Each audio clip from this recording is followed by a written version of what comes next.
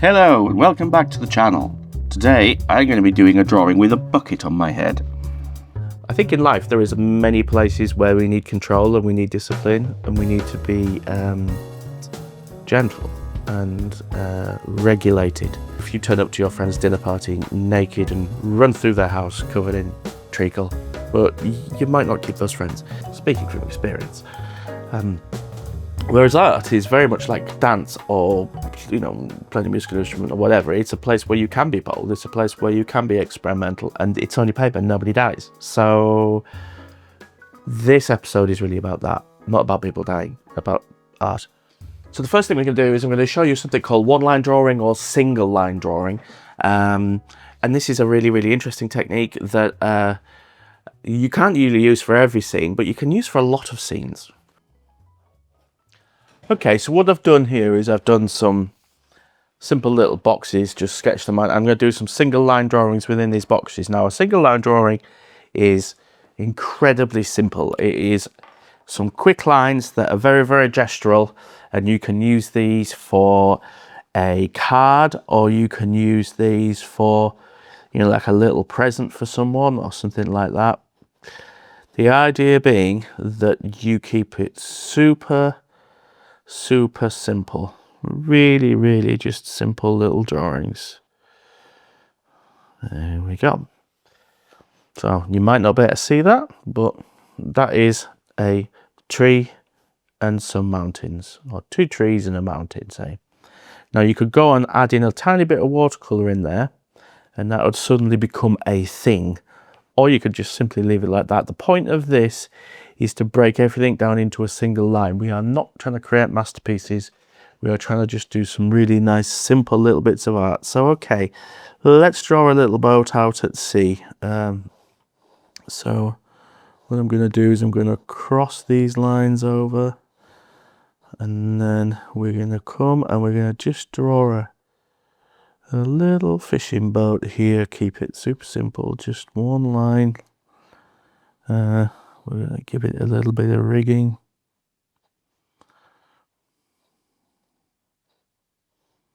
And then we're going to, as we go further back, just like that. And again, once you put a little bit of ink on that, it's going to come to life a little bit. So what else could you do? Right, well, let's put some dots on the ground here. Let's create a little character. This is all just popping out my head.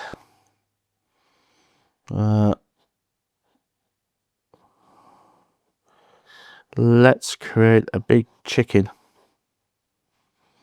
here. There we go. Silly, fun, daft. Okay, so next thing is, let's just draw a couple of houses here. So we'll draw a house with a couple of chimney pots. And then we'll draw another house. There's some more tiles. And it's in danger of becoming a more continuous line drawing, this one. And then we'll give it a aerial. There we go. Just a couple of roofs. Single leaf on a tree. And maybe another one.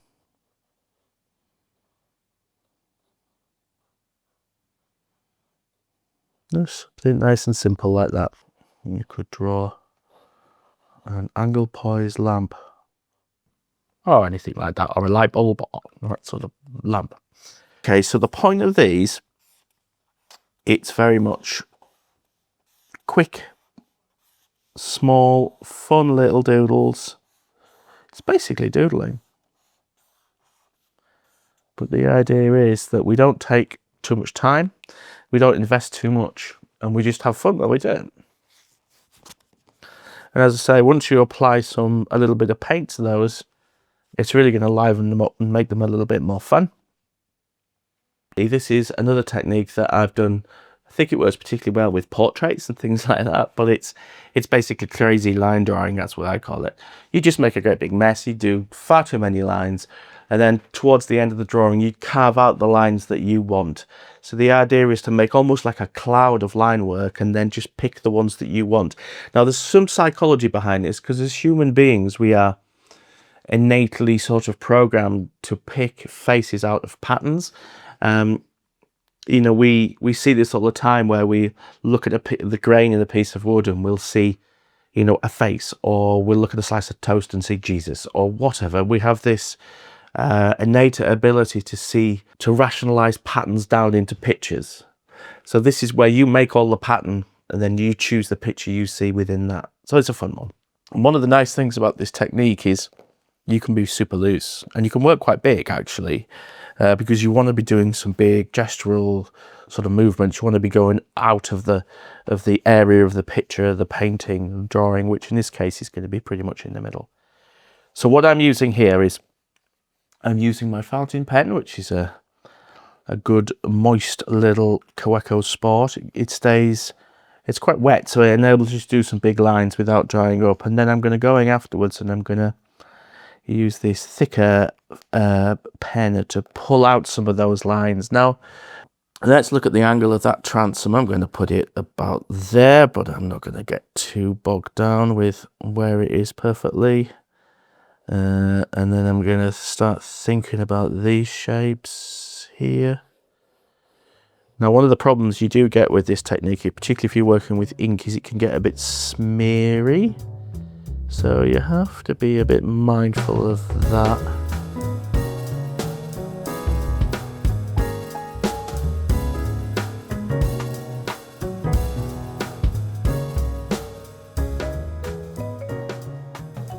You can see the pen that I'm using here isn't actually water soluble, the big one. So it actually creates some quite interesting textures. So this is me playing. This is like what I love to do, is just mess about and have a bit of fun with it, and maybe add in a little bit of red. So there we go. So that's the crazy line method. And like I say, you could use that for portraits, you can use it for anything, but the idea is you go in and you just draw loads and loads of lines with a thin pen. I wouldn't recommend using the pencil, because the idea is you want to get used to the lines being permanent and not rubbed out, and then sort of refining them up with you know, with a thick pen. So that makes sense. So finally, we're going to do something called blind drawing, which is when you literally cover your eyes, you don't look at the subject. So you can either, if you're very disciplined, you can either look over here and sketch like this, or put your hand up and sketch like this, or alternatively, Just put a bucket on your head and then sketch like that. I mean, I think it adds something. I mean, I actually think it improves me. I might do all my YouTube videos like this. I might become Buckethead Sketcher. I've even done my teeth right. Look, they're all wonky.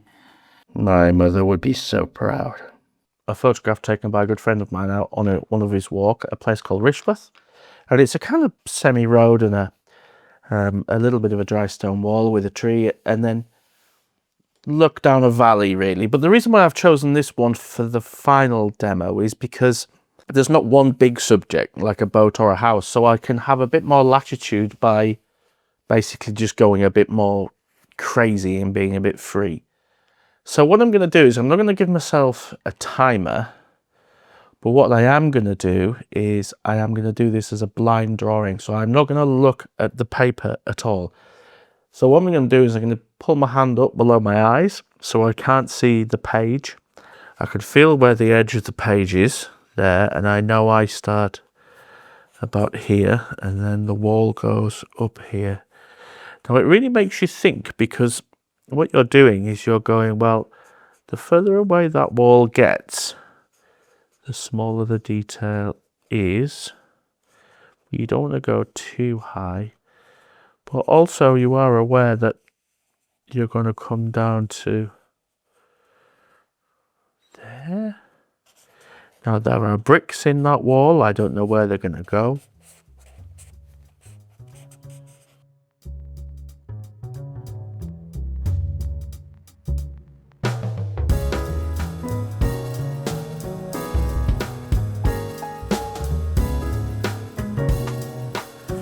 don't think you're far off. So I've not seen this. I've got absolutely no idea how it's going to look like. So let's have a look. 3, 2, 1. Wow. The thing that surprises me actually is how it is recognizable. I mean, I think if I was to extract a few of these lines, like if I was to take that further back, I could definitely make that into a wall. You know what I mean? And if I was to fill in some of those areas, it wouldn't be that far off. The one thing that's crazy is this tree's all really quite mad.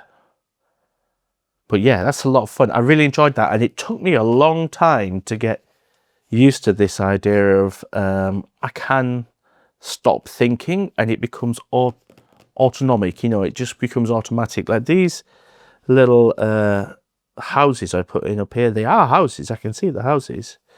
But it didn't take, by the time I got up to there, I felt very comfy. And all this that I put in was very relaxed about it. It was just that first bit that I felt super uncomfortable. It's a really interesting process, that. And I would definitely try it, if only because it's such a weird feeling not seeing where those lines go. It's very cool. That's super interesting. Now, what you could do with this now is you could leave it, chuck it away, give it to the postman, wrap it around a cat. Or I'm going to mix a tiny little bit of yellow and a little bit of blue together. I'm going to lob that on there and just carve out some of those lines there. And a little bit of blue. And blue and brown make, you guessed it, a little bit of grey. And that can be in that wall there. And then in the sky, we're going to mix a little bit of cerulean and a little bit of French ultramarine and a lot of water. I'm going to do this using a really big brush. I love using big brushes for this kind of daft, silly art, you know. It's really great fun. So what am I doing here? Well, what I'm doing is I'm playing, because at this point, this drawing is not really going to be used for anything. So I'm just playing with colour and thinking about composition. So if this was a drawing, what would I want in here? Well, I'd want a couple of spots of interesting colour. So I might go and put some, you know, some colour in one of these trees down here. Or there is that lovely lake that I did down there. So where's that lake? Well, let's just pretend it's there. Or there might be some shadow here under this tree. So I might want to just do a bit of a suggestion of that. So yeah, any opportunity where you're going to just chuck a drawing away and be like, well, I'm done with that now. It was an interesting exercise, but I'm done with it. Get your paints out and just chuck some paint on. Get a really, really big brush like this and try stuff you've not tried before. Like, let's just drop some liquid in there and see what happens, you know? Do some backgrounds. And just have a play. And what you might find is you discover some things. I actually really like that. That's really surprised me how much I like that. I'll let it dry somewhere and have a look at it. Now, I've been thinking about nearly being 50 and it's coming up soon. But I still feel like a kid inside some days, you know, like, and I think everyone does, you know, we all are sort of two people. And I was thinking about what that sort of looks like on paper. I know that sounds insane. So I've drawn here 2 little figures, and there's me as a kid and there's me as an adult, and I've actually assigned some values to those people. And taking risks, I think that's the one thing that I kept coming back to in a way with kids, is kids will take risks. They will take risks in the way they treat people, and in the way that they jump off high walls. Some of them are silly, obviously, but they'll also take risks in being able to change who they are as people. You know, they will learn new things. They will make new friends. They will walk into parties where they don't know anyone and just start talking. And I think that's one of the real shame that we have as we get older, is we stop being brave and we stop taking risks. And that's where I come back to art every time. You know, I keep saying this, it's only paper, nobody dies. So art is a place where you can actually play, you can express yourself, and you could take risks. And it's not dangerous. It's just you and a bit of paper. No, I don't have any great grand unifying theory with this. It's just stuff that rattles around in my head. And sometimes I subject you poor people to it. So I apologise for that. But if it's made you think a little bit about maybe fundamentally who you are inside, that just needs a kick in the ass and a bit of a wake up. I know we don't really like to wake up children when they're sleeping, but maybe sometimes it's a good thing. Okay. See you next time. Bye bye.